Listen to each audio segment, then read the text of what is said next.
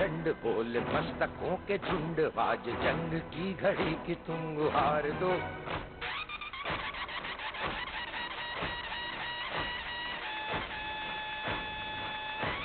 आरंभ है प्रचंड।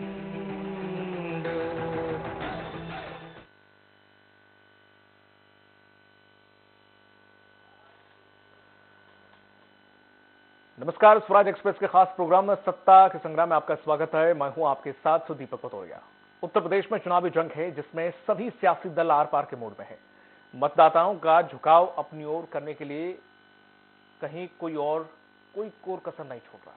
हर वो दाव चले जा रहे हैं जिससे जनता प्रसन्न हो और उनका वोट पार्टी की झोली में आ जाए। आपको याद दिला दें कि पहले चरण के मतदान में अब महीने भर से भी कम का समय बचा है। ऐसे में सियासी दल अपने पिटारे से एक बढ़ चढ़कर दाव बाहर निकाल रहे हैं। हालांकि ऐसा नहीं है कि पार्टियों ने पहले दाव नहीं चले हैं, दाव चले हैं, लेकिन अब इनकी संख्या बढ़ गई है। फिलहाल अखिलेश यादव ने किसानों के मुद्दे पर चोट करते हुए अन्न संकल्प लिया है। जी हां, सपा सुप्रीमो अन्न को अपने हाथ में लेते हुए किसानों से कई बड़े वादे करते हुए ये कहा है कि अन्याय करने वालों को हटाएंगे और हराएंगे।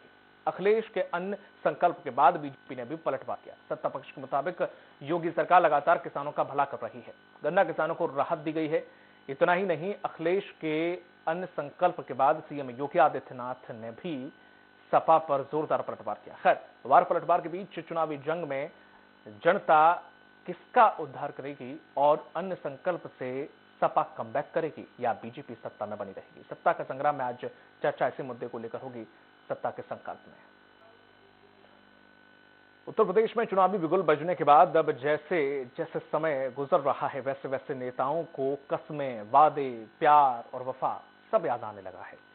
हर सियासी दल एक दूसरे पर हमला करने के लिए तैयार खड़ा है। इतना ही नहीं, बीजेपी को सत्ता से बेदखल करने के लिए सपा, कांग्रेस और बसपा अब तक कई दाव चल चुके हैं, तो कई बड़े दाव चले भी जा रहे हैं। और इसी क्रम में अब समाजवादी पार्टी ने अन्न संकल्प लिया है। लेकिन बड़ा सवाल यह है कि क्या इससे साइकिल दूसरे दलों को पीछे छोड़ पाएगी? सवाल यह भी है कि जिस तरह से योगी सरकार ने हाल ही में गन्ना किसानों को जो बड़ी राहत दी है, उसके बाद अन्नदाता चुनावी जंग में कमल का साथ देंगे? चलिए इसे लेकर चर्चा शुरू करें, उससे पहले देख लेते हैं हमारी एक रिपोर्ट।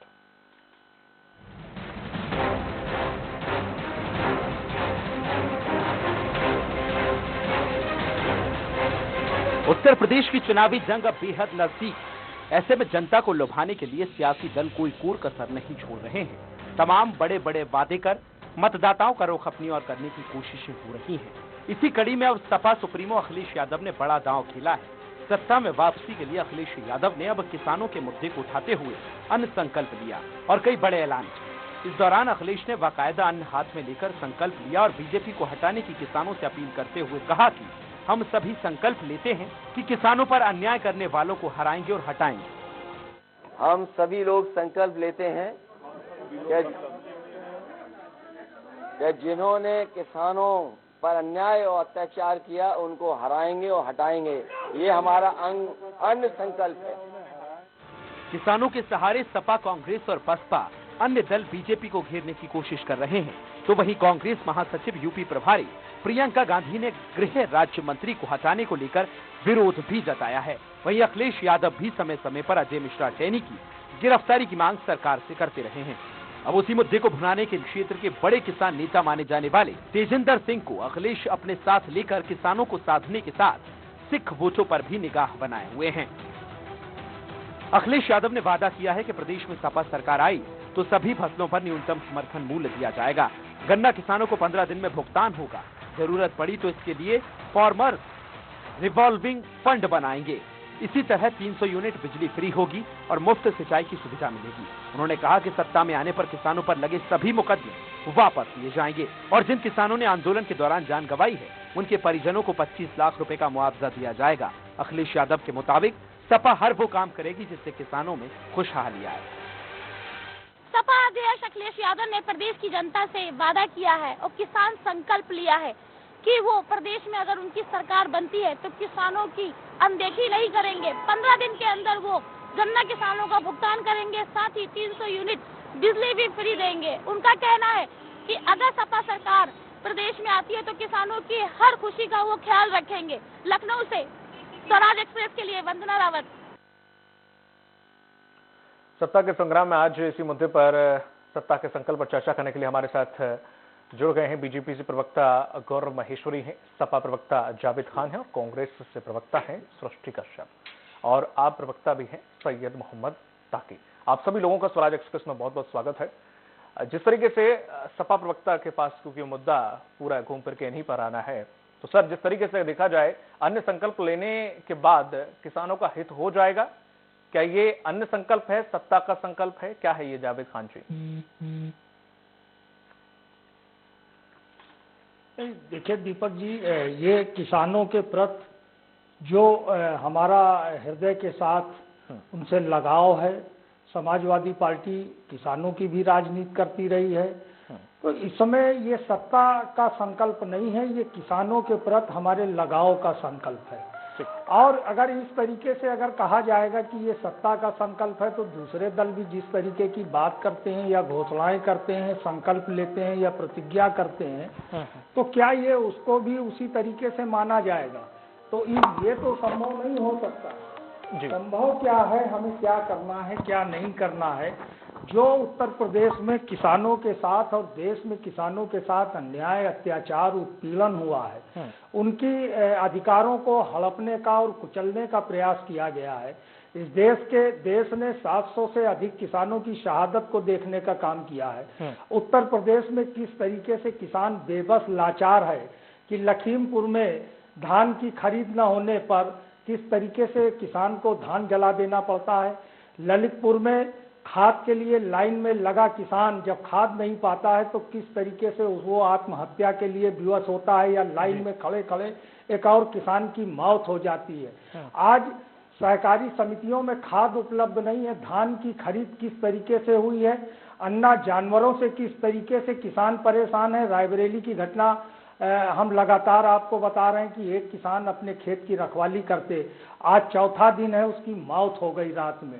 तो मैं ये नहीं कह रहा हूँ, जिस बात पर सत्ता जो है लगातार भारतीय जनता पार्टी बड़े दावे करती है कि बाजार में भूसे की कीमत 7 रुपए से लेकर 10 रुपए प्रति किलो है और गौशालाओं को ये अनुदान दे रहे हैं 1 रुपए किलो भूसे का, तो आखिर ये गाय मौत के मुंह में नहीं जाएंगी। गाय का ही मामला नहीं है, आप सांव देखिए, बैल देखिए, किस तरीके से छुट्टा जानवर किसानों की फसलों को तबाह कर रहे हैं, किसानों को बर्बाद कर रहे हैं। इस पर केवल जो है एक तरीके से ध्रुवीकरण की राजनीति की जाए। आप गाय पर राजनीति करते हैं लेकिन गाय को अन्न देने की व्यवस्था आप नहीं कर पा रहे हो। आप बताओ, क्या खाली भूसा खा के गाय रहेगी? चूनी कहाँ से आएगी? चोकर कहाँ से आएगा? गौशाला के संचालक पीड़ित हैं और गाय गौशालाओं में निरंतर मौत का शिकार हुई हैं और किस तरीके से विभत्स तस्वीरें आई हैं कि उनकी लाशों को छिपाने का भी काम किया गया। लखीमपुर में किस तरीके से किसानों के साथ केंद्रीय गृह राज्य मंत्री के पुत्र ने अत्याचार किया, एक पत्रकार की भी मौत हुई, उस पर कोई चर्चा नहीं होती है। कहा जाता है कि सब कुछ ठीक है। अगर हमने संकल्प लिया है तो हमारे संकल्प से किसी को के पेट में दर्द नहीं होना चाहिए। अगर वो किसान हितैषी थे तो उनको ये संकल्प पहले ले लेना चाहिए था, क्यों नहीं आखिर ले रहे हैं? अगर हम राजनीतिक दल हैं, हम सत्ता के लिए भी संघर्ष करेंगे। सत्ता में आकर ही तो हम समाज के सभी वर्गों का, जो शोषित पीड़ित वंचित वर्ग हैं, किसान हैं, नौजवान हैं, बेरोजगार हैं, उनका हित तभी तो हम पूरा कर सकते हैं। तो इसमें अन्यथा क्या हो गया? बिल्कुल दीपक जी। बिल्कुल महेश्वरी जी, इस तरह से जैसे कि अभी सपा प्रवक्ता ने जो बताया कि गाड़ी चढ़ा देने से या किसान लगभग 365 दिन से ज्यादा वक्त तक बैठे रहे और शायद इसी डर से कि चुनाव है या क्या कहा जाए उसे, जो भी कहा जाए, विपक्ष तो यही कह रहा है कि चुनाव के डर से वापस ले लिए गए बिल, उसके बाद किसान परेशान है, किसान आत्महत्या भी कर रहा है। ऐसे कैसे आप यूपी पर फतेह करेंगे? इस तरह से फतेह किया जाएगा? इस तरह से किसान सधेगा? दीपक जी, आपके सवाल का जवाब देने से पहले मैं आपको बताना चाहता हूं कि ये वही अखिलेश यादव जी हैं जो 2 महीने पहले तक घर में आराम कर रहे थे। 2 घंटे 3 घंटे पार्टी ऑफिस आते थे, उसके बाद वापस चले जाते थे। दिन में खाना खाने के बाद उठते थे, थोड़ा सा टेनिस खेल लेते थे और अपनी पार्टी घर से चला रहे थे। अचानक से कल इन्होंने हाथ में अन्न लिया और किसानों की हितैषी बनने का काम चालू कर दिया। इनके हाथ में अन्न जब था तो ऐसा लगता था कि किसानों के लिए कितना दुख दर्द अखिलेश यादव जी के दिल में। मैं इन्हीं अखिलेश यादव जी और उनके प्रवक्ता को याद दिलाना चाहता हूँ कि यही समाजवादी पार्टी के गुंडे, मैं तो बोलूंगा, दिन में हाथ में गन लिया करते थे, तो आज अखिलेश यादव जी अन्न लिए हुए हाथ में, इससे पहले इनके कार्यकर्ता हाथ में गन लिए हुए इन्हीं किसानों की जमीन हड़प लिया करते थे। इन्हीं भोले वाले किसानों की जमीन का बंदरबाट कर लिया करते थे, उनको डरा धमकाता। आपको याद होगा 1 रुपए 75 पैसे 2 रुपए का चेक फसल बीमा योजना के तहत अखिलेश यादव जी लखनऊ तक आया था, नहीं आया था? जावेद परिवार का बिना काम किया। ये गुंडों की पार्टी आपकी पार्टी है। 134 विधायक। जावेद जी आपको बोलने का, जावेद जी मुख्यमंत्री के ऊपर सुन लीजिए लूट बलवा, अरे सुन लीजिए भाई, सुन लीजिए आप हैं। अरे जावेद जी सुन लीजिए, आपको वक्त दिया गया, बाकी नेता को भी बोल लेने दीजिए, आपको वक्त दिया गया, सबको वक्त दूंगा, मैं उसके बाद तहसील करूंगा। एक मिनट जावेद जी सही रखिए, जावेद जी बात पूरी करने दीजिए, आवाज स्लो कर दीजिए, क्योंकि यही अनुशासन इन लोगों ने अपनी पार्टी ऑफिस में सीखा है, वही आके टीवी चैनल पे चालू करते थे। अरे जब आप बोल रहे ठीक है, नहीं रोकी जा रही है जावेद जी, आपकी आवाज संयम रखिएगा। जावेद जी आप बोल रहे थे, क्या मैंने आपके बीच में बोला था? नहीं बोला था ना, तो चुप रहिए थोड़ी देर की और मेरी बात सुनिए। जब मेरी बात हो जाए बात, ठीक है महेश्वरी जी। तो 1 रुपए 75 पैसे 2 रुपए का चेक देके ये लोग किसानों के साथ किस तरीके का व्यवहार करते थे, देखिए फिर बोलना चालू करते। अरे ठीक है महेश्वरी जी, मत ध्यान दीजिए। 1 रुपए 75 पैसे 2 रुपए का चेक देके किसानों के साथ दुर्व्यवहार करते थे। यही उत्तर प्रदेश में बिजली नहीं आती थी, 24 घंटे जो होते थे उसमें कुछ सिलेक्टेड घंटे बिजली आती थी, कुछ वीआईपी क्षेत्रों में बिजली आती थी, और सिंचाई करना किसानों के लिए सपना हुआ करता था। आपको बताऊं कि भारतीय जनता पार्टी की सरकार जब से आई है, हमने 36,000 करोड़ रुपए जो किसानों का कर्ज था वो माफी किया, और जो अगर आप भुगतान के मामले में देखेंगे तो 1,50,000 करोड़ रुपए के ऊपर किसान गन्ना किसानों को हमने भुगतान किया, इसमें 10,000 करोड़ रुपए इनका भुगतान किया। और तमाम ऐसी योजनाएं, चाहे एसपीओ योजना हो गई, किसान सम्मान निधि की योजना हो गई, पिछले 4.5 साल में जो किसानों के साथ खड़ा अगर कोई देखता है तो भारतीय जनता पार्टी की सरकार खड़ी दिखती है, और हमने किसानों के लिए काम किया है। बाकी ये अन्य लेके जितना संकल्प करना चाहते हैं, मैं तो आज कहूंगा कि बहुत अच्छा मौका था ये, जब हाथ में अन्न लिए हुए थे, संकल्प करने की जगह अखिलेश यादव जी को प्रायश्चित करना चाहिए था। तो उत्तर प्रदेश के किसानों को इन्होंने गर्त में ढकेल दिया, उनकी जमीनों को लूटपाट करवाया अपने गुंडे माफियाओं से, आज उसके लिए इनको प्रायश्चित कर लेना चाहिए था। इससे अच्छा मौका इनको कभी नहीं मिलने वाला। ठीक है सृष्टि जी, आपने दोनों लोगों की बात सुनी है। जिस तरह से कांग्रेस को हालांकि काफी लंबे समय से यूपी में काम करने का मौका नहीं मिला, अगर मिलता है, हालांकि आपने कोई अन्न वन्न हाथ में लेके ऐसा कुछ किया नहीं, लेकिन फिर भी अगर मौका मिलता है, महिलाओं को आप मौका दे रही हैं, तो किस तरह से अपनी भूमिका या फिर अपनी जमीन तलाश कर रही है कांग्रेस उत्तर प्रदेश के अंदर? मौका मिलता है और मैंने एक बात को आप 10 मार्च तक जरूर याद रखिएगा, क्योंकि कांग्रेस ने इस तरीके के कोई भी स्टंट नहीं किए, न हाथ मान लिया, न फिर हमने किसानों को अपनी थार के नीचे भी मंत्री पुत्र ने कुचला नहीं। कांग्रेस वो पार्टी है प्रियंका गांधी जी के नेतृत्व में जो कुचले हुए जो किसान थे, उनके जो परिवार थे, उनसे मिलने गए। उनके लिए 3 दिन तक वो सीतापुर में बंद रही, क्योंकि वो मिलना चाहती थी उन परिवारों से। तो चाहे वो किसान आंदोलन की हम बात क्यों न करें, पंजाब से जिसकी शुरुआत हुई, पूरे देश में जब किसान आंदोलन की गूंज छूटी, तो कांग्रेस ने हमेशा से सपोर्ट किया। तो किसानों के लिए जब जब लड़ाई हुई है, उत्तर प्रदेश में उनके हक के लिए जब भी लड़ाई हुई है, कांग्रेस ने हमेशा से किसान भाई बहनों के साथ अपनी आवाज बुलंद की है, उनके साथ खड़े रहे, उनको अपने हाथ का साथ दिया है। चाहे वो अभी यूरिया के लाइन में खड़े हुए जो हमारी मृत्यु हुई है किसान भाई के, उनके परिवार से मिलने की बात हो, या फिर लखीमपुर में हमारे भाई बहनों की बात करें हम, तो कांग्रेस हमेशा से जनता से जुड़ी हुई रही है इन पूरे मुद्दों पे। किसान हो या फिर शिक्षक हो या फिर हमारे देश के युवा, उत्तर प्रदेश के युवा हो या बेरोजगार बच्चे हो या महिलाएं हैं, उनकी बेरोजगारी की अगर बात करें, उनकी जो महंगी यहाँ पे राशन की बात है, उत्तर प्रदेश का जो महंगाई का मुद्दा है, तो Congress has always been on the ground Uttar Pradesh की जनता के साथ में, और आगे भी रहेगी, और जनता उस बात का समर्थन जरूर करेगी। क्योंकि ये जो नैरेटिव क्रिएट किया जा रहा है, only Samajwadi versus BJP, it's just a media fabricated narrative. ये हमारी जो रैलियां रही हैं अभी तक कोविड गाइडलाइंस आने के पहले तक, उसमें आपने देखा होगा कि लाखों की भीड़ आई थी। तो जनता का समर्थन जमीन पे कांग्रेस को बहुत अच्छे से मिल रहा है, क्योंकि इस सरकार से त्रस्त है आज की जनता उत्तर प्रदेश की। और एक कोई विकल्प है, प्रोग्रेसिव विकल्प है, विकास की ओर ले जाने का कोई विकल्प है, तो वो कांग्रेस पार्टी है। ठीक है, मतलब आपके कहने का मतलब है सिक्के ही आवाज करते हैं, नोट नहीं। चलिए, जिस तरह से सैयद मोहम्मद तकी जी, आप पार्टी भी चूंकि हाथ आजमा रही है उत्तर प्रदेश के अंदर, अभी तक किसानों के लिए बेसिकली दिल्ली में राजनीति रही है आपकी, दिल्ली के लोगों के लिए काफी कुछ किया और कर रही है, तो ऐसे में उत्तर प्रदेश जहां कहा जाता है कि धर्म कार्ड बहुत चलता है, ऐसे में वहां के लोग आपके विकास के मॉडल को क्या समझ पाएंगे? उम्मीद है आपको?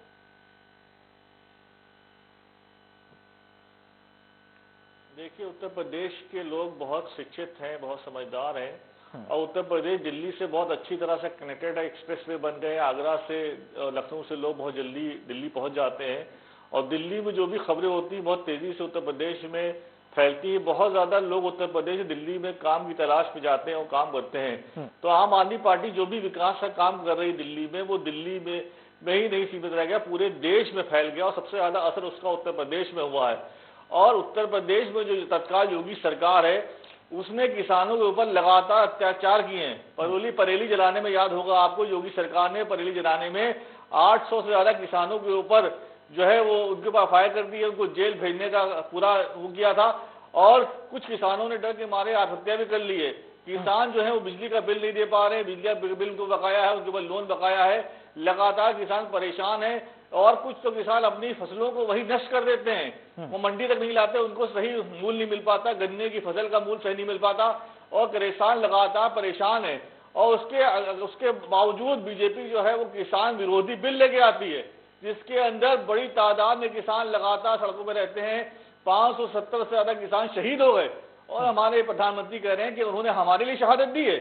जब उनसे कहा गया तो इतनी बेशरम सरकार, इतनी दिल्लस सरकार हमने पिछले 70 सालों में नहीं देखी, चाहे वो केंद्र में हो चाहे उत्तर प्रदेश में हो। इन्होंने लगातार किसानों के ऊपर जुल्म किया है, उनको परेशान किया है, चाहे गाय का मामला हो, चाहे कृषि का मामला, चाहे इनका खेत का मामला हो, हर जगह इन्होंने किसान को प्रताड़ित किया है, परेशान किया है। और इन्हीं किसानों के बच्चे जब नौकरियां मांगते हैं, जब टीचर की नौकरियों के लिए आवेदन करते हैं और जब लखनऊ में आते हैं प्रदर्शन करने के लिए, इन्हीं किसानों के बच्चों के ऊपर बीजेपी की सरकार ने लाठीचार्ज किया, उनके हाथ तोड़े, उनके सर फोड़े। तो भारतीय जनता पार्टी पूरी तरह से किसान विरोधी है, दलित विरोधी है, महिला विरोधी है और आम आदमी के विरुद्ध है। बिल्कुल उन्होंने सिर्फ यही काम किया, उनको अदानी अंबानी को अमीर करना है, उनका यही एक मकसद है खाली। हमारे लाल बहादुर शास्त्री जी ने नारा दिया था, जय जवान जय किसान, और बीजेपी का नारा है जय अदानी जय अंबानी। उन्हीं के लिए काम करो, उन्हीं को पैसा कमाओ, उन्हीं के लिए उन्होंने किसान बिल बनाया था ताकि वो लोग उससे उत्पीड़न करके करोड़ रुपए रातों रात कमा सकें। आप देखिए कोरोना के दौरान जहां हर आदमी परेशान है, सबकी आमदनी कम हुई है, अदानी अंबानी एशिया के सबसे अमीर आदमी बन गए। कैसे बन गए? कैसे 70 करोड़ रुपए पर घंटे अंबानी ने कमाया है और हमारे देश के किसान, गाँव के किसान 20 रुपए प्रतिदिन नहीं कमा पा रहे हैं। कितना बड़ा फर्क है। और ये फर्क, ये गैप लगातार निरंतर भारतीय जनता पार्टी ने बढ़ाया है, चाहे केंद्र में हो, चाहे प्रदेश में हो, चाहे गांव में हो, चाहे शहरों में हो। हर जगह बेकारी फैली, हर जगह गरीबी फैली है, लोग निर्धन हो गए, अकाउंट खाली हो गए लोगों के। और ये करने में सबसे अहम भूमिका किसी ने निभाई है तो भारतीय जनता पार्टी ने निभाई है, चाहे केंद्र में हो चाहे उत्तर प्रदेश राज्य में हो। आज भी लोग, उत्तर प्रदेश के नौजवान अपनी खेती किसानी छोड़ के दिहाड़ी मजदूरी करने के लिए शहरों में आते हैं, मेट्रो सिटीज में जाते हैं, मजबूर हैं, क्योंकि योगी सरकार जो बातें कह रही है कि हमने इतने लोगों को, युवाओं को रोजगार दिया, कोई रोजगार नहीं दिया है। इनके सारे डेवलपमेंट सिर्फ फाइलों में है, सिर्फ पेपरों पे हैं, बड़े बड़े विज्ञापनों में, इश्तिहारों पे, सड़कों के ऊपर है, जमीन पे कुछ नहीं, हकीकत में कुछ नहीं। ठीक है। अब जिस तरह से जावेद जी, अब चूंकि आपने बात रखी, सभी ने अपनी एक बार बात रख ली, अब थोड़ा सा सवाल जवाब का। बिजली 300 यूनिट फ्री देंगे ऐसा कहा जा रहा है, सपा के द्वारा संकल्प जब लिया गया था, ऐसा कुछ कहा गया था, ऐसा कुछ इरादा है वैसे? दीपक जी, निश्चित रूप से जो वादा किया गया, जो घोषणा की गई है, अच्छा, उस घोषणा को धरातल पर उतारना समाजवादी पार्टी का ध्येय है। ठीक।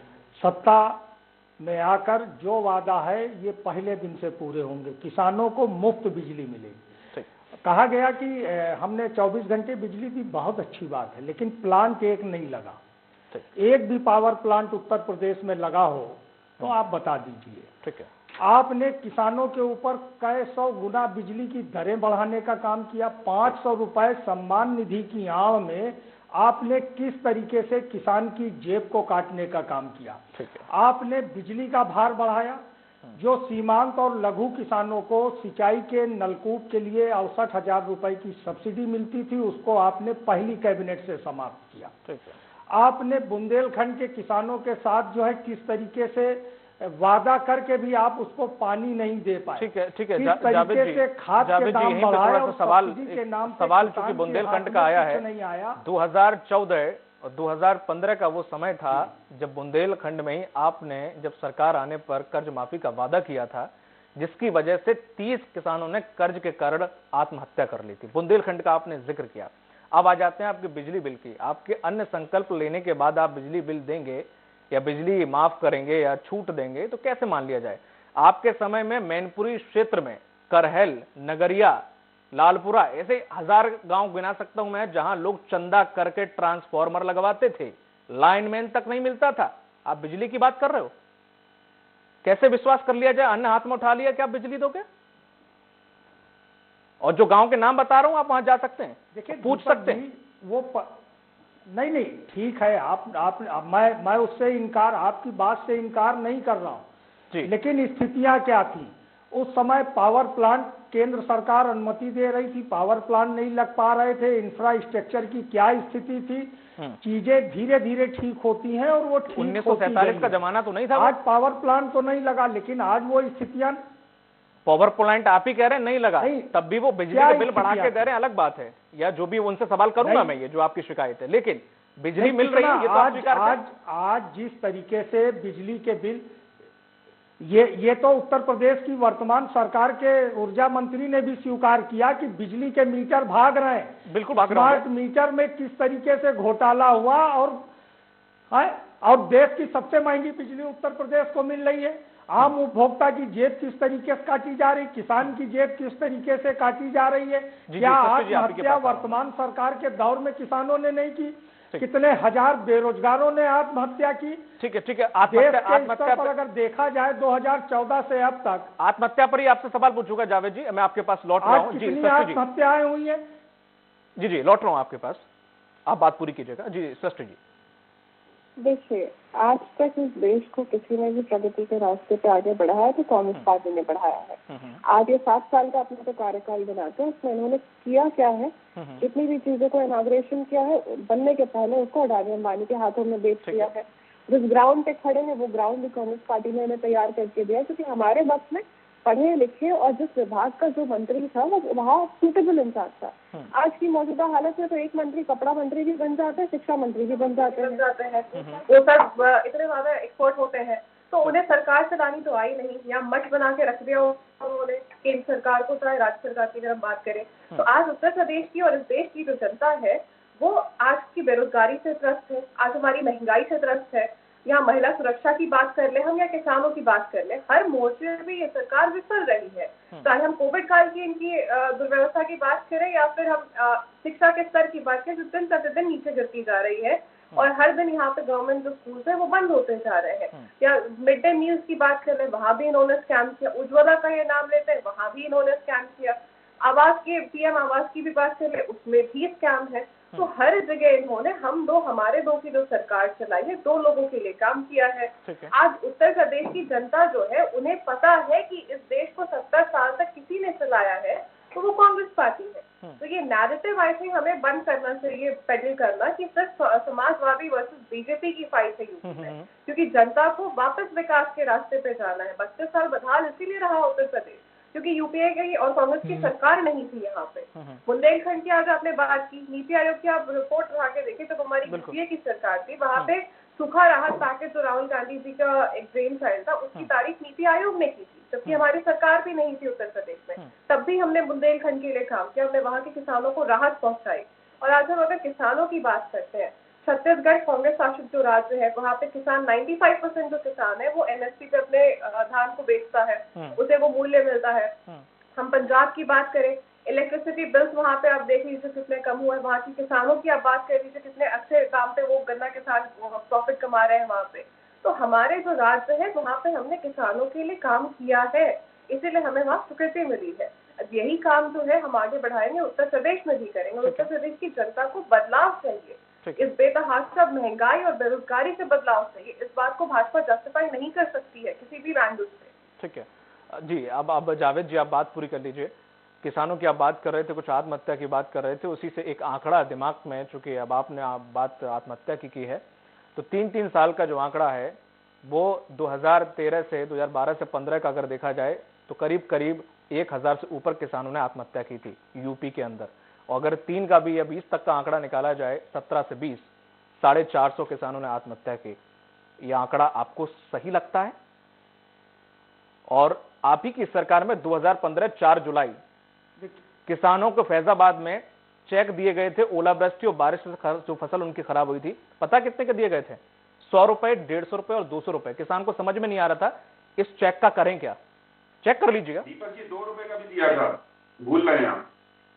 जी जी जी, अनसंकल्प वाली बात हो रही है जावेद जी। दीपक जी 2 रुपए का तो भारतीय जनता पार्टी की वर्तमान सरकार ने 2 रुपए 25 पैसे का भी चेक दिया था।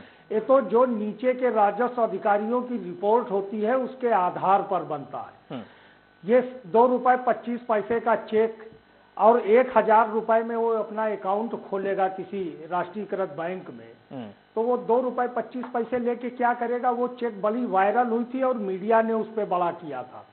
बांदा में जो किसान ने आत्महत्या की थी उसको किस तरीके से मिटाया गया, किस तरीके से कितने किसानों ने कर्ज के बोझ में दब के आरसी कट रही है, किस तरीके से प्रताड़ना हो रही है, बैंक के और राजस्व अधिकारियों का किस तरीके से दबाव है, इसको किस तरीके से बुंदेलखंड में ही इसी सरकार ने दबाने का प्रयास। ठीक है, कर्ज वाली बात ये नहीं कहता हूँ कि हमारी सरकार महेश्वरी जी से एक सवाल जो है किसानों ने आत्महत्या नहीं की, सबके में करते हैं, सबके में करते हैं, लेकिन महेश्वरी जी जब आत्महत्या करे या किसी भी सरकार में आत्महत्या करे ये दुखद है, निंदनीय है और किसी सरकार में ऐसा नहीं होना चाहिए। ठीक है, बिल्कुल सही कहा। अगर हुआ है तो हम उस चीज को स्वीकार भी करते हैं, करना पड़ेगा, उस पर पर्दा डालने का प्रयास नहीं करते। और जावेद जी लौटूंगा आपके पास क्योंकि आपके सवाल आज बताइए महेश्वरी जी से भी पूछ लेते हैं। इतने बड़े किसान आंदोलन में महेश्वरी जी से भी पूछ लेते हैं, वो थोड़ा सा मुस्कुरा भी रहे थे कुछ चीजों पे। शब्द निकला महेश्वरी जी, ये 400 जो आंकड़े अगर एनसीआरबी की रिपोर्ट में आते हैं आपके लिए, तो क्या ये खुशी वाली बात है क्या कि चलो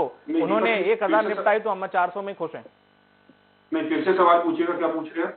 जिस तरह से जो एनसीआरबी की रिपोर्ट आई थी 17 से 20, 3 साल की, उसमें 450 के करीब यूपी में किसानों ने हत्या की थी, आत्महत्या। तो अब आत्महत्या करना क्या 400 का आंकड़ा बहुत अच्छा है क्या? नहीं, बिल्कुल नहीं है दीपक जी। कौन कहता है अच्छा है? तो क्यों हुए? और फिर आप ये कहते हो कि किसान आपके पक्ष में जाए तो कैसे चला जाएगा? मैं बताता हूँ दीपक जी, जब समाजवादी पार्टी के मित्र ये कहते हैं कि चीजें धीरे धीरे ठीक होती है तो मेरे को बड़ी हंसी आती है। 4 टर्म आपने 5-5 साल की सरकारें चलाई और उसके बाद आप कहते हो चीजें धीरे धीरे ठीक होती है, तो बड़ी शर्म वाली बात है कि 4 टर्म सरकार चलाने के बाद आप चीजों को ठीक नहीं कर पाए। 10 रुपए 11 रुपए उत्तर प्रदेश में भ्रष्टाचार करके बिजली की दरें खरीदी जाती थी। बिजली 10 रुपए 11 रुपए की दर पे खरीदी जाती, तो सस्ती वो उपभोक्ता को दे रहे हैं, उसमें साफ साफ भ्रष्टाचार है। इस पे योगी जी ने पूरी जांच बैठाई।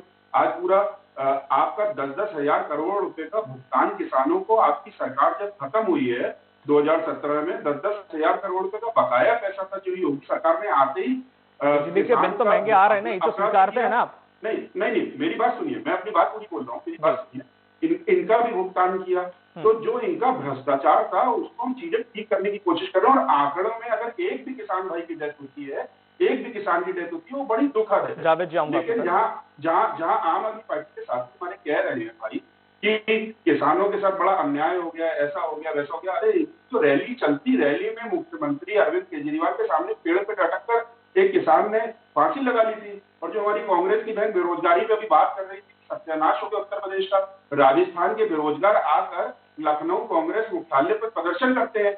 एक बेचारी राजस्थान अगर आप देख रहे हो गौरव जी, तो छत्तीसगढ़ भी देखो। एक लड़की पंजाब में प्रदर्शन करती है बेरोजगारी के खिलाफ, जहाँ इसकी सरकार है, तो वहां पर उसके मुंह में कपड़ा ठूस दिया जाता है और कपड़ा ठूस कर पुलिस उस लड़की के बाल खींच कर लेके जाती है। तो उत्तर प्रदेश में किसान के बारे में, बेरोजगारी के बारे में जब बात करे कांग्रेस की कोई भी साथी, तो जिस प्रदेश में, राजस्थान में या पंजाब में की सरकार है, वहां पे बेरोजगारों के साथ, छात्रों के साथ, नौजवानों के साथ और किसानों के साथ क्या अत्याचार हो रहा है, वो भी इनको दिमाग में रखना चाहिए। आपका अत्याचार तो पूरे इंटरनेशनल तक छाया रहा, विदेशों में भी आवाज उठी आपके अत्याचार की। तो किसकी दीपक जी? आपके अत्याचार की, जो किसानों पे। नहीं ऐसा नहीं, आप बताओ। किसानों के ऊपर मोदी जी उनका चलो ठीक है, राज्य स्तर पे रहा होगा, आपका तो इंटरनेशनल भी रहा है। मोदी जी ने साफ साफ कहा कि अगर मैं एक बिल लेके आता हूँ, हमारी सरकार बिल लेके आती है, अगर लोग उससे सेटिस्फाइड करते हैं ना, अपने आप थोड़ी ना हो जाते लोग। सामने आकर बिल वापस लेने की हिम्मत तो दिखाई, सामने आकर बिल लेने की वापस लेने की हिम्मत तो दिखाई ना मोदी जी ने। तो हिम्मत क्या दिखाई, वो तो आगे फिर ये लोग हिम्मत दिखा देते, दिक्कत यहाँ थी ना। चलिए कोई बात नहीं। देखिए इसमें आगे वो क्या करते हैं, मैं क्या करता है, इसका तो कुछ वही चीज ना। लेकिन आप अगर कंपैरिजन, अगर यही करना था, ऐसा कौन सा दिमाग में जल गई थी 3 साल बाद, उत्तर प्रदेश में दीपक जी, उत्तर प्रदेश में 20 चीनी मिल बंद पड़ी रहती थी, चलती नहीं थी। आज योगी जी ने उसको सुचारू रूप से चला वाली बात मानता हूँ मैं आपकी, ये मानूंगा। नहीं, गन्ना किसानों को बसपा की सरकार और सपा की सरकार से 10 साल जोड़ देंगे ना, तो जितना इन्होंने भुगतान किया है उससे ज्यादा गन्ना किसानों को उन्होंने 4.5 साल में भुगतान किया है। हाँ, ये गन्ने की बात नहीं, गन्ने के बारे में पूछे। ये आंकड़े नहीं है, और बार बार जो बोलते रहते हैं कि ये किताबी आंकड़े नहीं है। आपको बता रहा हूँ कि 10 साल की सरकारें जो इन लोगों ने मिलकर चलाई, हमने 4.5 साल में भुगतान दिया। और मैं आपको बताता हूँ कि आज 26 गोदामों का एक दिन में लोकार्पण अमित शाह जी करते हैं, जहाँ पे भंडारण की व्यवस्था की जाती है। इनकी सरकार में अनाज सस्ता था, अनाज खरीद लिया जाता था भ्रष्टाचार और दलाली करके, लेकिन वो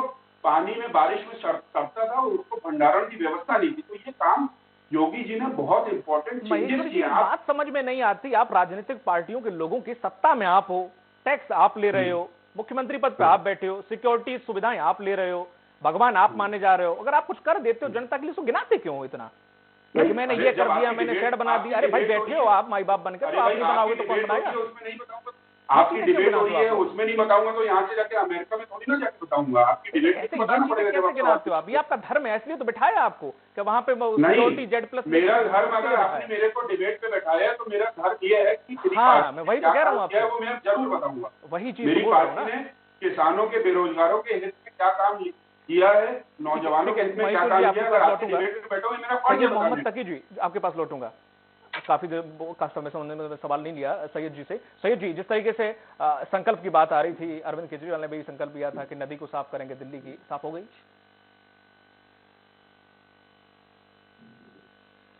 देखिए बिल्कुल, अरविंद केजरीवाल जी आम आदमी पार्टी पूरी तरह से प्रतिबद्ध है कि वो यमुना को साफ करेगी दिल्ली में। लेकिन यमुना जो है सिर्फ एक नदी जो है, ऐसा कोई झील नहीं है जो सिर्फ दिल्ली में शुरू होती है दिल्ली में खत्म हो जाती है। यमुना जो है गंगा की सबसे बड़ी जो है नदी है, सहयोगी नदी है, और जिसका फैलाव दिल्ली की बात की थी, मैं दिल्ली की बात कर रहा हूँ। दिल्ली की साफ कर दीजिए। जो उत्तर प्रदेश है और जो गुड़गांव है, नहीं दिल्ली की बिल्कुल साफ करेंगे। और हम ये चाहते हैं कि हमारे जो प्रधानमंत्री हैं वो और राज्यों के साथ लेकर, सबके साथ लेकर मीटिंग करें, पर्यावरण मिनिस्टर को लेकर मीटिंग करें और एक रूपरेखा बनाए, उसके अनुसार हम काम करेंगे।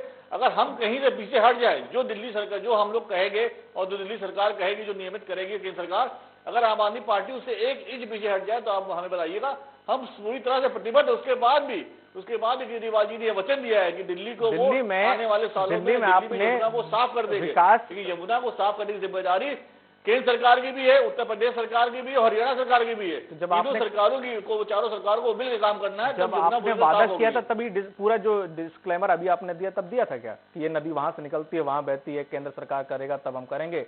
आपने तो ये कहा था ना कि हम ये साफ करेंगे, और आपको वक्त भी सफिशिएंट मिल गया। दोहरा आप चला रहे हैं शासनकाल। खैर चलिए छोड़िए।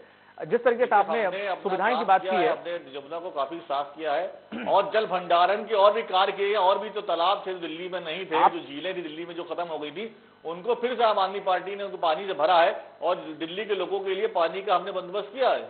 आपने जिस तरह से दिल्ली में विकास किया, सुविधाएं लोगों को मुहैया कराई, अभी इस सुविधा पे चले, विकास तो खैर अभी दिल्ली में पुराना है, लेकिन जिस तरीके से अगर बात करें, सुविधाएं जिस तरीके से लोगों दी, उसके एक अपवाद में शब्द इस्तेमाल कर रहा हूं, एक अपवाद भी निकल कर आ रहा है कि वहां के जो लोग हैं वो बड़ा परेशान है।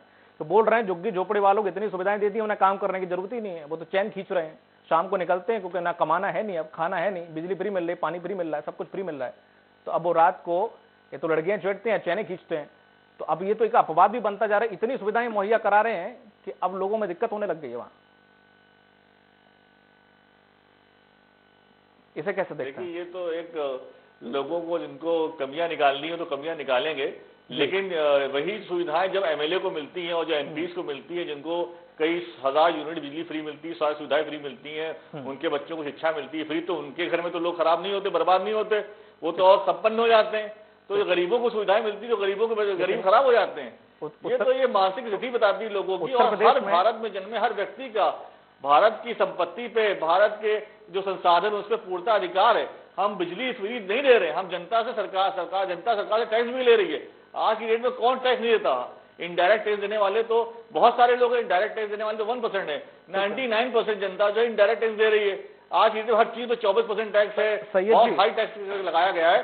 तो टैक्स जनता से हम क्यों ले रहे हैं? अगर जनता को सुविधाएं नहीं दे पा रहे हैं तो टैक्स क्या करेंगे? टैक्स हम अदानी अंबानी पर खर्च करने के लिए ले रहे हैं। टैक्स हम ले रहे हैं प्रधानमंत्री के लिए करोड़ रुपए का हवाई जहाज दिया जाए, या जो चीफ मिनिस्टर रुपेश रूपाणी गुजरात के अपने लिए 2000 करोड़ का जहाज ले, इसलिए टैक्स ले रहे हैं। ठीक है, गुजरात ठीक, छोड़ दीजिए, कोई बात नहीं। अब उत्तराखंड की जैसे गारंटी योजना, काफी आप जब भी जाते हैं अरविंद केजरीवाल एक गारंटी योजना लेके जाते हैं, काफी वहां पे उनकी तारीफ भी हो रही है। तो उत्तर प्रदेश में कोई गारंटी वारंटी योजना लेकर आए हैं अरविंद केजरीवाल, या फिर आपकी तरफ से कुछ ऐसा कुछ? देखिए गारंटी दीपक जी, आम आदमी पार्टी के अरविंद केजरीवाल जी भारत के पहले नेता हैं जिन्होंने गारंटी या शब्द का प्रयोग किया है राजनीति के अंदर। हम सिर्फ चुनाव वादे नहीं करते। आपको याद होगा बहुत पहले नितिन गडकरी साहब ने एक बहुत बड़ी मीडिया हाउस के अंदर मीटिंग थी, उसमें ऐसे ही डिस्कशन था। तो उसमें नितिन गडकरी साहब भी थे बीजेपी से, और बीजेपी के जो है मुख्यमंत्री भी थे। उन्होंने कहा जब जहां पे बंबई महाराष्ट्र में जब इलेक्शन होने वाले थे, तो हमने कहा कि सारे वादे जनता से कर दीजिए। तो लोगों ने कहा इतने सारे वादे हम कर देंगे तो सर बाद में हमें करना पड़ेगा, हम करेंगे कैसे? तो हमने देखा जाएगा, जब सरकार आएगी देखा जाएगा कौन सी सरकार आ जाएगी, हमें वादे कर लेंगे। इत्तेफाक ये हुआ उनकी सरकार आ गई बीजेपी की, और सरकार बन गई। जब लोगों ने कहा भाई अब तो सरकार बन गई है, क्या हम वादे पूरे करें? उन्होंने कहा भाई ये तो जनता भूल जाती है, याद कहाँ रखती है। आपके अमित शाह जी ने कहा कि हमने तो ये जो चुनावी स्टंट था ये तो खाली, इसमें कौन सा वादा किया था? जब 15-15 लाख रुपए अकाउंट आने की बात कही थी उन्होंने, तो उन्होंने कहा ये तो जुबला था, जुबला पार्टी, भारतीय जुबला पार्टी। तो हम लोग उस तरह से नहीं है। हम जो शब्द इस्तेमाल करते, जो वादे करते, कभी ऐसा हुआ नहीं जो कहा हो किया नहीं। आम आदमी पार्टी ने 70 के 70 वादे पूरे किए हैं। आप दिल्ली आपके सामने बहुत बड़ा उदाहरण है। दिल्ली में हमारी पूर्ण सरकार नहीं है, राज्यपाल का बहुत ज्यादा बीजेपी की वजह से उसके अंदर बहुत हस्तक्षेप है। उसके बाद भी हमने सारे वादे पूरे किए। और पंजाब में, उत्तर प्रदेश में, गोवा में, उत्तरांचल में, जहां जहां चुनाव हो रहे हैं वहां आम आदमी पार्टी अगर सरकार बनाती, जनता चुनती है, तो हम जो वादे कर रहे हैं वो हमारी गारंटी है, हम पूरा करेंगे। हम रोजगार देंगे, किसानों को बिजली मुफ्त देंगे, किसानों को फौरन भुगतान होगा। इधर किसान ने मंडी में अनाज डाला, उधर अकाउंट में पैसा फौरन आ जाएगा। इधर आपने गन्ना बेचा, बिल में डाला, आपको फौरन पेमेंट इससे पहले घर पहुंचेंगे, आपके अकाउंट में पैसा पहुंच जाएगा। और बिजली का बिल जो बकाया है वो रख लीजिए, होलिका दहन में जला दीजिएगा। ऐसा तो नहीं सैयद जी, ऐसा कहीं हो कि जैसे दिल्ली में मोहल्ला क्लिनिक की हालत है वैसी कुछ हो जाए? और उत्तर प्रदेश में नहीं, दिल्ली मोहल्ला क्लिनिक बहुत अच्छे चल रहे हैं। ये तो जो सरकार बीजेपी के अंतर्गत जो एरिया है सिटी के अंदर, वहां मोहल्ला क्लिनिक आते हैं उसको चलने नहीं दे रहे।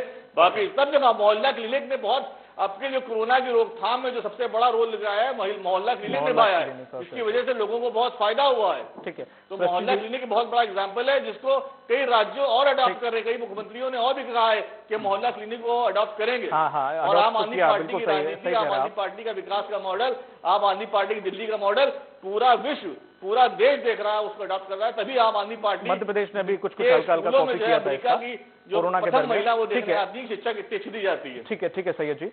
सृष्टि जी, गारंटी वारंटी तो सब हो गया, अब वो कांग्रेस अगर आती है, जो भी किया है वो ठीक है सर, एक स्टैंडर्ड बना है गौरव जी, बिल्कुल सही कह रहे हैं। जिसने सबसे पहले जो होम क्वारंटाइन की बात करी थी, वो होम क्वारंटाइन को पूरे देश ने अडॉप्ट किया।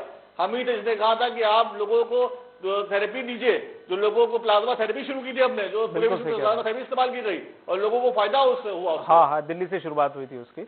और हम ही ने कहा था कि ऑक्सीजन जो है, ऑक्सीजन के लिए हमने सिंगापुर से ऑक्सीजन मंगाई, लोगों को ऑक्सीजन दी, सिलेंडर मुहैया कराए हमने। हमारे मंत्री को अवार्ड मिला ऑक्सीजन सप्लाई करने के लिए, जिनके ऊपर आरोप लगाए गए थे इमरान जी के ऊपर। सैयद जी, ठीक है, बिल्कुल, अभी और भी आपसे पूछूंगा और क्या क्या किया। सृष्टि जी, जिस तरीके से देखा जाए कि गारंटी वारंटी की हमने बात कर ली, ऐसा मैंने जिक्र भी किया था, कांग्रेस ने जिस तरह, हालांकि इस तरह के प्रपंच में बिलीव तो नहीं करती, हालांकि छत्तीसगढ़ में सीएम भूपेश बघेल के जब हुआ तब उन्होंने गंगा जल जरूर उठाया था, हालांकि पुरानी बात है, लेकिन उन्होंने काम भी किया, तो उनकी वो बात नहीं कह सकते हम, इसलिए पहले मैंने वो सवाल नहीं दागा आपसे। लेकिन जिस तरीके से अब देखा जाए दोनों ही पार्टियां आपस में, और आप भी कह रही हैं कि मीडिया भी यही उछाल रही है कि सपा वर्सेस भाजपा, कांग्रेस कहीं नहीं है, लेकिन कहीं ऐसा तो नहीं अंदर खाने से कांग्रेस वो महिमा मंडन नहीं कर रही है, पर अंदर खाने से कांग्रेस हो सकता है कि इन दोनों ही पार्टियों से अलग निकल जाए? क्या रणनीति क्या है ऐसी, क्योंकि कांग्रेस हालांकि इस चीज का विरोध भी नहीं कर रही है कि अब मेरा नाम लो चाहे भले ही मत दो। ये तो आपने सवाल पूछा है, इन दोनों पार्टियों से ये बीच में कहीं आगे न निकल जाए। कांग्रेस पार्टी आज किन मुद्दों पर लड़ रही है जनता के बीच में? महिला सशक्तिकरण के मुद्दों पर लड़ रही है, बेरोजगारी महंगाई के मुद्दों पर लड़ रही है, हमेशा से मुखर रही है किसान भाई बहनों के लिए। तो ये जो जनता के मुद्दे हैं, ये जनता एक्सेप्ट कर रही है इन मुद्दों को कि आज इनकी आम आवाज को कोई उठा रहा है, तो कांग्रेस पार्टी है। हमने 40% की बात की, पहली लिस्ट में हमने 40% महिलाओं को जगह दी, वो चाहे हमारी उन्नाव की पीड़िता की जो माँ है उनको हमने आगे बढ़ाया, लखीमपुर की जो जीहरण हुआ हमारी बहन का, उनको हमने आगे बढ़ाया। तो हमने आम जनता को आगे बढ़ाया है, उत्तर प्रदेश की जनता को मौका दिया है आगे बढ़ने के लिए। तो आई थिंक कि कांग्रेस के इस स्लोगन के साथ, कांग्रेस की स्ट्रैटेजी के साथ जनता बिल्कुल बड़े नंबर्स में बाहर आएगी और सपोर्ट करेगी, क्योंकि जनता अपने जनप्रतिनिधि को क्यों हराना चाहेगी जो उनके बीच से उठ के गया है। हम यहाँ पे बात नहीं कर रहे हैं कि हमने किसी को पैराशूट टिकट दे दिया, कोई ये से आके कोई कहीं और से आके दूसरी पार्टी से आके टिकट ले गया, ये बात नहीं कर रहे। हमने उत्तर प्रदेश की जनता को आगे बढ़ाया और उत्तर प्रदेश का बहुत सपोर्ट मिलेगा इस पूरे कैंपेन को कांग्रेस के। ठीक है जावेद जी, आप काफी देर से चुप भी थे, अच्छा भी नहीं लग रहा था, कुछ बोलिए, किस तरह से आप बात कर रहे थे कि किसानों के लिए कुछ जिक्र कर रहे थे आप, जब महेश्वरी जी ने कुछ कहा, कोई सवाल भी था आपका? जी नहीं, देखिए दीपक जी, किसान इस देश की आत्मा है और हम लोग बचपन से अब तक पढ़ते आए कि किसान अन्नदाता है। और निश्चित रूप से समाज का कोई भी वर्ग हो, किसान हो, शोषित पीड़ित हो, बेरोजगार हो, नौजवान हो, उसकी चिंता सत्ता नहीं करेगी तो कौन करेगा? देश की सत्ता या राज्यों की सत्ता नहीं करेगी तो कौन करेगा? ये हर राजनीतिक दल का अपना राजनीतिक धर्म है और इस धर्म का निर्वहन सभी राजनीतिक दलों को करना होता है और करने का संकल्प लेकर ही वो चुनाव मैदान में होते हैं। तो इसमें कोई ये कहे कि हमने ये किया, अगर हमने 300 यूनिट फ्री बिजली की बात की, किसानों को मुफ्त बिजली की बात की, तो योगी जी को भी तो मजबूरी में आना पड़ा कि हम आधा बिल माफ करेंगे। तो ये कोई नहीं कह सकता कि आपने इसके लिए किया, लालच के लिए किया, तो भाई फिर आपने किस चीज के लिए किया? प्रश्न जो खड़े होते हैं वो इस बात के होते हैं कि हमने जो वादे किए हैं चुनाव की बेला में, उन वादों की विपक्ष याद दिलाता है और पूछता है कि आपने अपने घोषणा पत्र को धरातल पर कितना उतारने का काम किया। तो ये विपक्ष का धर्म है और वो विपक्षी दल पूछ रहे हैं, समाजवादी पार्टी भी उसमें एक है कि आपका जो लोक कल्याण संकल्प पत्र था उसका क्या हुआ। जावेद जी, इसमें किसी को, हम सत्ता में थे तो भारतीय जनता पार्टी के हमारे मित्र, आप सत्ता में थे और उस वक्त चीनी मिल करीब 19 चीनी मिल बंद हुई, आखिर इसकी वजह क्या थी? 2012-13 सत्र में जो गन्ना का भुगतान होना था उसके लिए किसान बहुत परेशान थे और जिसकी वजह से किसान को फिर हाईकोर्ट का भी ये पूरा मामला पहुंचा था। हाईकोर्ट ने भी आदेश दिए थे चीनी मिलों से, ये कहा था कि इनका बकाया है, सरकार उसमें कोई इंटरेस्ट नहीं दी थी, बिल्कुल भी नहीं ले रही थी। अब ऐसे में एक बात बताइए कि आप राजनीतिक पार्टियों के लोग हैं तो आप तो सब भूल जाते हैं, लेकिन किसान जो बीती हुई है उसे भूलता नहीं है। तो ऐसा नहीं है कि वो सिर्फ जमीन पे हल चलाता है, यादों पे कभी हल नहीं चलाता जी, और भूलना पैच के रखता है। नहीं, निश्चित रूप से दीपक जी, किसी को भी लोकतंत्र में नहीं भूलना चाहिए कि उसके ऊपर किस राजनीतिक दल ने वादा करके वादे को तोड़ने का काम किया है। अगर हमसे कहीं चूक हुई, हमने वादा तोड़ा, तो जनता ने हमको उसकी सजा भी दी और हम सत्ता से बाहर हो गए। आज अलीगढ़ की चीनी मिल बंद पड़ी है, किसानों का भुगतान नहीं हो पा रहा। शामली की चीनी मिल, वहीं से गन्ना मंत्री भी आते हैं, वो धरने पे बैठे रहे और गन्ना मंत्री अपने क्षेत्र के उन किसानों का दर्द जो उनके मतदाता भी हैं सुनने नहीं गए। आज भी 14,000 करोड़ रुपए का गन्ना भुगतान शेष है और कितने निजी चीनी मिलों पर कार्रवाई सरकार ने की, ये हमने भी हो सकता है ना की हो, हमसे भी चूक हुई, उसकी सजा हमें मिली। मैं खुले मन से उस बात को स्वीकार कर रहा हूँ, क्योंकि और इसको हर राजनीतिक दल को स्वीकार करना चाहिए। और हमने अगर दूसरे नंबर पर उत्तर प्रदेश आता है तो हमने कोई किसानों पर एहसान नहीं किया। चीनी उत्पादन में दूसरे नंबर पर आता है उत्तर प्रदेश भारत के अंदर, उसके बावजूद वहां गन्ना किसानों के साथ बीच में कंडीशन कुछ ऐसी हो गई थी, गन्ना पैदा करना किसान ने बंद कर दिया था, होना ही नहीं है, इससे कुछ मिलना ही नहीं है कुछ। ये ऐसी नौबत क्यों आप लोग सरकारें आने देती हैं किसानों के मामले लटके थे चीनी मिलों का। नहीं, देखिए चीनी मिलों का जो निजी चीनी मिलों का सिंडिकेट है, चीनी मिल घाटे में जाती है उनके बजट में, लेकिन वहीं स्टॉक एक्सचेंज में जो उनकी दूसरी कंपनियां रजिस्टर्ड हैं जो शीरे का काम कर रही है, वो मुनाफा कमा रही हैं। आखिर इस पर एक राष्ट्रीय कृषि नीति की या गन्ना नीति की आवश्यकता है कि नहीं है? बिल्कुल है कि हमारी सहायक किसी चीनी मिल की सहायक कंपनी मुनाफे में है और चीनी मिल घाटे में है और सरकार उस पर कार्रवाई ना करे तो ये कितना दुखद होता है। ये सवाल हम सत्ता में होंगे तो देश या उत्तर प्रदेश का किसान या विपक्षी राजनीतिक दल हमसे भी पूछेंगे।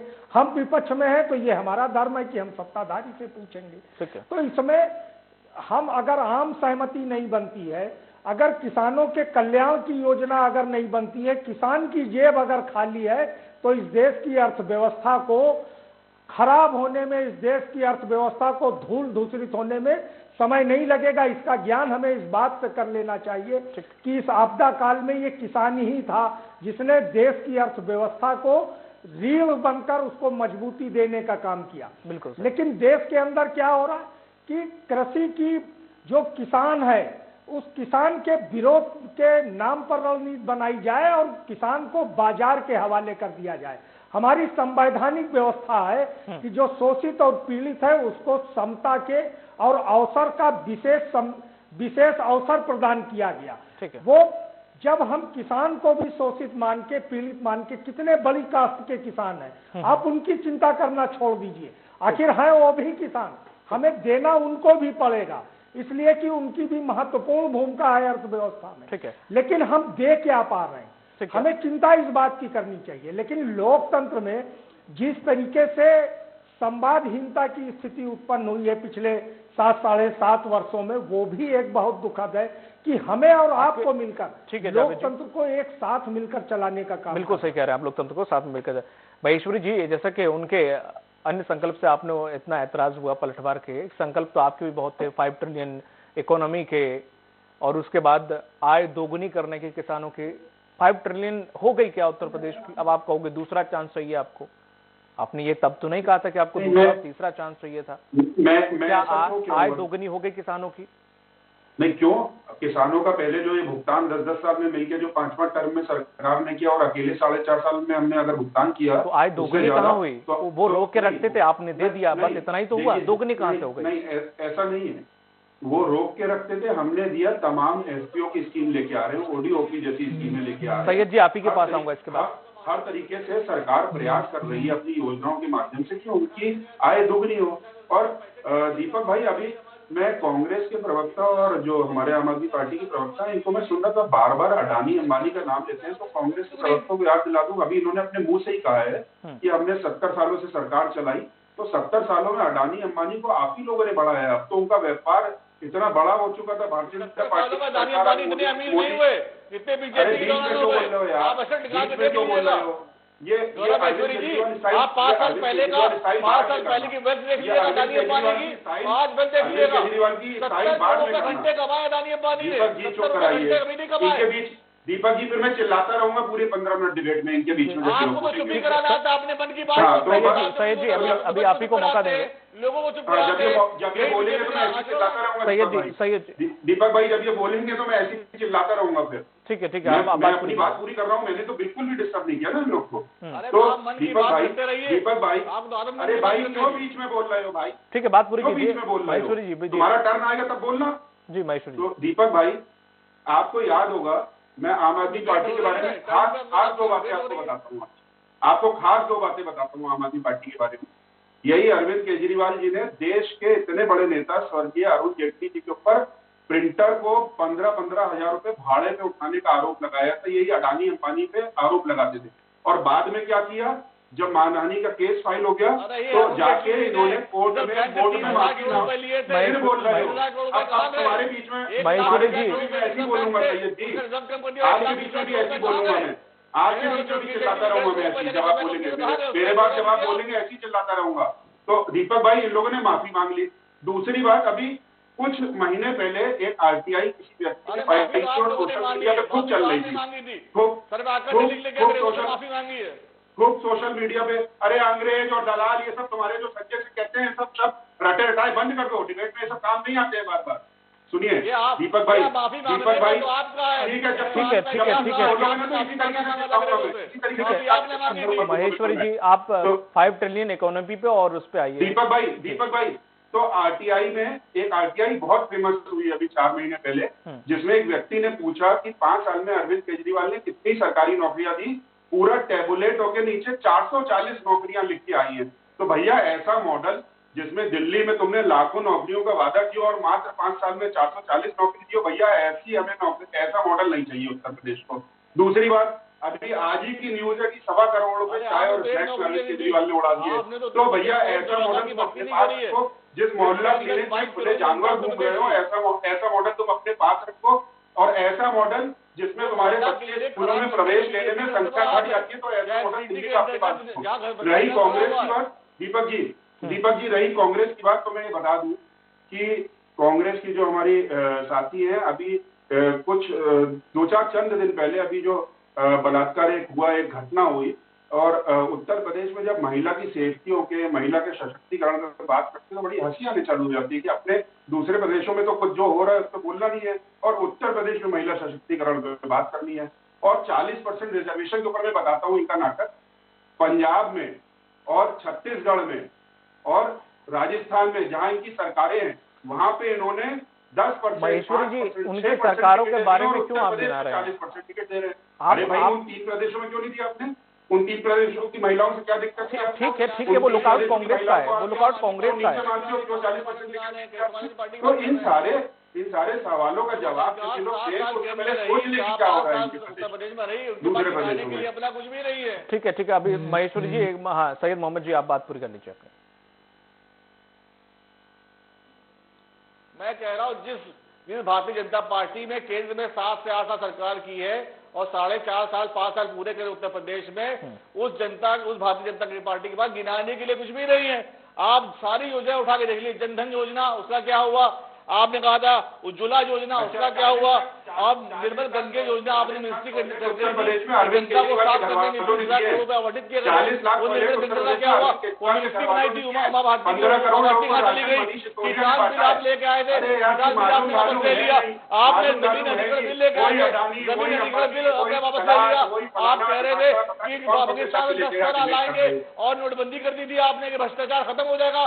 नोटबंदी के बाद आप छापे मार रहे हैं समाजवादी पार्टी के ऊपर कि वहाँ काला धन है। आपकी कोई योजना, आपकी योजना उठाने के लिए कोई योजना भारतीय जनता पार्टी की सफल नहीं हुई है। समाजवादी पार्टी के पास जो काला धन है, दीपक भाई 200 करोड़ रुपए जो काला धन है, विपक्ष को काम करने नहीं दे रहा है। दीपक भाई 200 करोड़ रुपए समाजवादी पार्टी को काम करने नहीं दे रहा है, इनको सिंपैथी है 200 करोड़ रुपए काले धन से। अरे आप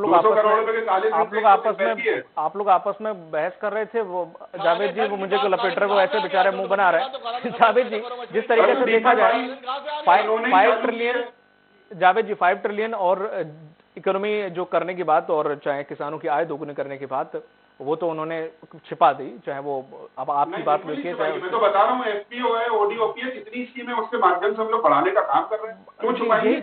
ये बढ़ाने का काम तो अब सपा भी करेगी, वो कह रही है। दीपक जी इनको 5 तो इन्होंने बढ़ाया क्यों नहीं? आपने भी तो नहीं बढ़ाया, इन लोगों ने। आप भी तो बढ़ाने की बात कर ही रहे ना, इन्होंने तो नहीं कहा था 5 ट्रिलियन। जावेद जी 4 टर्म मौका मिला, क्यों नहीं बढ़ाया इन लोगों ने? 4 टर्म दीपक भाई जी कह रहे हैं बढ़ाएंगे, 5 ट्रिलियन अब बढ़ाएंगे, थोड़ा संयम रखिए, वहाँ दिखा रहे हैं बोले बढ़ाएंगे। बढ़ाएंगे कहा? अच्छा देखिए जुमले एकता जी ने स्वयं स्वीकार किया, चुनाव जीतने के लिए हमें जुमले डालने में क्या दिक्कत है? जी 2.81 ट्रिलियन डॉलर की इकोनॉमी मनमोहन सिंह जी के कार्यकाल के अंतिम समय में थी, जो मोदी जी को ट्रांसफर हुई थी। उसके बाद ये जो कोरोना काल के दूसरी वेव के बाद जो आंकड़े आए, उसमें कितनी बढ़ोतरी की मोदी जी ने, वो बढ़ोतरी सामने है। नीति आयोग की रिपोर्ट है कि 2.86 ट्रिलियन डॉलर की इकोनॉमी पहुंच पाए। आप उसकी बात ही अब नहीं करते हैं 5 ट्रिलियन डॉलर की। किसान की आय 2 गुनी करने की बात अभी तक भारतीय जनता पार्टी की केंद्र या राज्य सरकार ये नहीं बता पाई कि सत्ता संभालने के समय किसान की आमदनी कितनी थी। जावेद जी, कम शब्दों में, समय कम है, कितने की बढ़ोतरी की है। ये देखिए, आंकड़ों के उन फर्जी खेलों में जाते हैं। बिल्कुल सही कहा। जनता समझ नहीं पाती है। ये प्रतिशत में आंकड़े लाते हैं। CMIE के जो आंकड़े हैं, जिस पर भारतीय जनता पार्टी फूल के कुप्पा है, लेकिन उस रिपोर्ट को जब आप अंदर पढ़ेंगे तो कितना रोजगार छिन गया, इसके संबंध में भारतीय जनता पार्टी का कोई नेता बात करने को तैयार नहीं होता। बिल्कुल किस तरीके से आप चले जाइए, जो हमारे नौजवान लोग जो प्राइवेट जॉब में अच्छा कमा रहे थे, उनके रोजगार चले गए और उन्होंने अपने जावेद जी बिल्कुल सही कह रहे हैं कि बोलने में क्या जा रहा है। अभी बोल के चले जाएंगे 8 ट्रिलियन कर देंगे तो हो जाएगी क्या? बिल्कुल सही बात है, मैं सहमत हूं जावेद जी आपसे। वो गाड़ियां सिर्फ बोलने से कुछ नहीं होता है। वो चलिए, क्योंकि समय, गौरव जी, समय का अभाव है, अब जाइए, समय खत्म हो चुका है। समय, जावेद जी समय खत्म हो चुका है। गाड़ियां खड़ी हुई है। ठीक है, समय का अभाव। गौरव जी बहुत बहुत शुक्रिया। सृष्टि जी आपका, जावेद जी आपका, सैयद मोहम्मद तकी जी आपका, आप सभी लोगों का जुड़ने के लिए बहुत बहुत शुक्रिया। चुनाव से पहले वादे करना या संकल्प लेना, इसमें कुछ भी नया नहीं है या हैरान करने वाला नहीं है। लेकिन यूपी की चुनावी जंग को जीतने के लिए समाजवादी पार्टी जिस तरह से एक के बाद एक दांव चल रही है, और अब जो अन्य संकल्प लिया गया है, वो ऊपरी तौर पर तो असरदार लगता है, लेकिन सवाल वही है कि किसान इस पर कितना विश्वास करेगा। वही बीजेपी, कांग्रेस और आप ने जो बातें कही हैं और जीत के जो दावे किए हैं, उसके पीछे उन्होंने आधार को भी बताया है। खैर, वाकई कौन किस पर भारी पड़ेगा, ये 10 मार्च को पता चलेगा, जब चुनाव के परिणाम आएंगे। इसी के साथ सत्ता के संग्राम में इतना ही। मुझे दीजिए इजाजत। नमस्कार।